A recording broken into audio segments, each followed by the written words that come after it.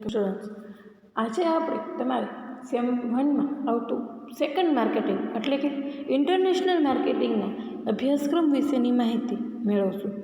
International marketing એટલે શું? તો કે આંતરરાષ્ટ્રીય બજાર ક્રિયા એટલે કે આપણા દેશમાં તો માર્કેટિંગ કરવાનું જ છે, પરંતુ અન્ય વિશ્વના બીજા દેશોમાં જે આપણે માર્કેટિંગની પ્રક્રિયા હાથ ધરીએ છીએ એને કહેવાય આંતરરાષ્ટ્રીય માર્કેટિંગ.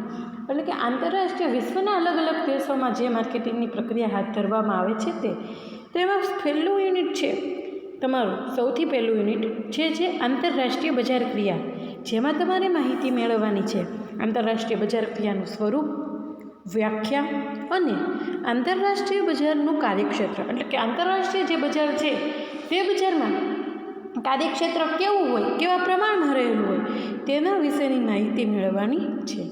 પછી રાષ્ટ્રીય અને આંતરરાષ્ટ્રીય બજાર વચ્ચે શું તફાવત છે કે રાષ્ટ્રીય બજારમાં તમે માર્કેટિંગ કરો અને આંતરરાષ્ટ્રીય બજારમાં તમે માર્કેટિંગ કરો, એ બંને વચ્ચે કેટલા પ્રમાણમાં કેવા તફાવતો રહેલા છે તેની વિશે માહિતી મેળવવાની છે.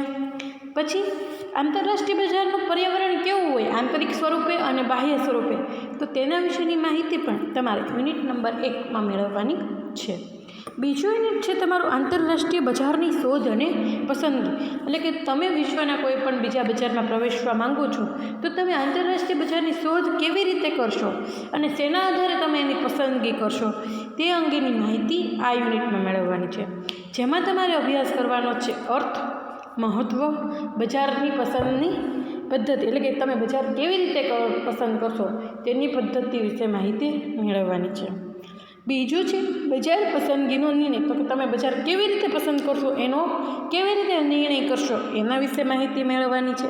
અને છેલ્લે બીજા યુનિટમાં વિદેશ બજારમાં પ્રવેશ અંગેની પદ્ધતિ, એટલે કે વિદેશના બજારમાં તમે કેવી રીતે પ્રવેશ મેળવશો તે અંગેની પદ્ધતિ વિશેની માહિતી મેળવવાની છે. ત્રીજું યુનિટ છે તમારું આંતરરાષ્ટ્રીય બજારમાં પેદાશ આયોજન, એટલે કે જ્યારે તમે આંતરરાષ્ટ્રીય બજારમાં પ્રવેશો છો તો ત્યાં તમે પેદાશનું આયોજન કેવી રીતે કરશો તેના વિશે માહિતી મેળવવાની છે.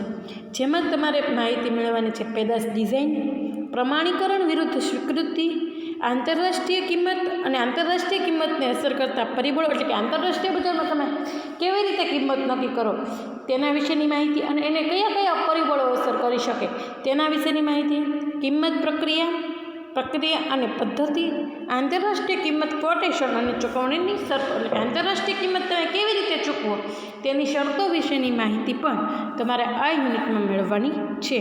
અને છેલ્લું તમારું યુનિટ છે પેદાશની અભિવૃદ્ધિ અને વિદેશમાં સેવા, તો કે પેદાશની અભિવૃદ્ધિ તમે આંતરરાષ્ટ્રીય બજારમાં કેવી રીતે કરી શકો, તો કે માલની અભિવૃદ્ધિની પદ્ધતિ, સીધું વેચાણ એટલે કે વ્યક્તિગત વેચાણ કરવાની, પછી વેપારી મેળાઓ અને પ્રદર્શન, આંતરરાષ્ટ્રીય જાહેરાત અને વ્યક્તિગત વેચાણ.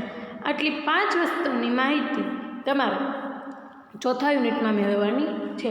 તો આ જે 4 યુનિટની માહિતી તમારે મેળવવાની છે એ તમારે ઇન્ટરનેશનલ માર્કેટિંગ, જે તમારે માર્કેટિંગ સબ્જેક્ટ તમે રાખ્યું છે એમાં 2 માર્કેટિંગ આવે છે, એમાંથી બીજું માર્કેટિંગ જે છે એ તમારું છે ઇન્ટરનેશનલ માર્કેટિંગ, અને પહેલાં માર્કેટિંગ વિશે આપણે અગાઉ માહિતી મેળવી છે તમારું પર્સનલ માર્કેટિંગ. આમ તમારે આ 2 માર્કેટિંગનો અભ્યાસ સેમ 1માં કરવાનો રહેશે. Thank you students.